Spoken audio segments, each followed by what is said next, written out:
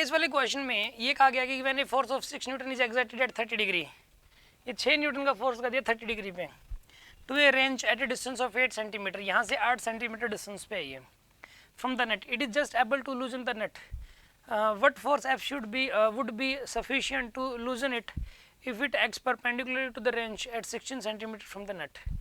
ये क्या कह रहा है कि F की वैल्यू बताओ भाई कि ताकि ये लूज हो जाए, ठीक है ना। F की वैल्यू क्या लगाएं ताकि ये लूज हो जाए, ठीक है।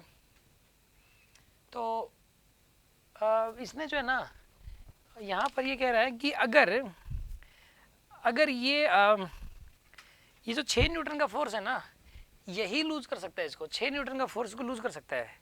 अब ये कह रहा है 6 न्यूटन नहीं लगा रहे, 6 को हटा के ये F लगा रहे हैं। अब इस F की वैल्यू क्या हो कम से कम कि ये लूज हो जाए। यहाँ पर एक काम करो, एक बार ये F नहीं लग रहा, अभी F नहीं लग रहा, अभी तो सिर्फ ये लग रहा है 8 सेंटीमीटर पे 6 न्यूटन का फोर्स लग रहा है और ऐसे वो भी 30 डिग्री एंगल पे, और ये नेट को लूज कर सकता है। तो ये कह रहा है कि अगर इसको हटा दें तो यहाँ पे कितना F लगाएं परपेंडिकुलर कि लूज हो जाए। तो आप एक काम करो, पहले 6 न्यूटन की वजह से देखो कितना टॉर्क आएगा।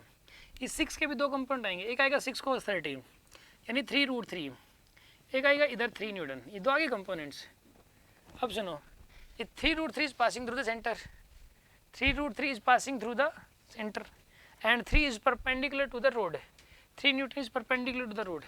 तो टॉर्क कितना आएगा यहाँ पे 3 न्यूटन, तो 3 इंटू 8/100 कितना आएगा यहाँ पे 0.24 न्यूटन मीटर, ये आएगा टॉर्क 0.24 आएगा, 0.24 आ जाएगा।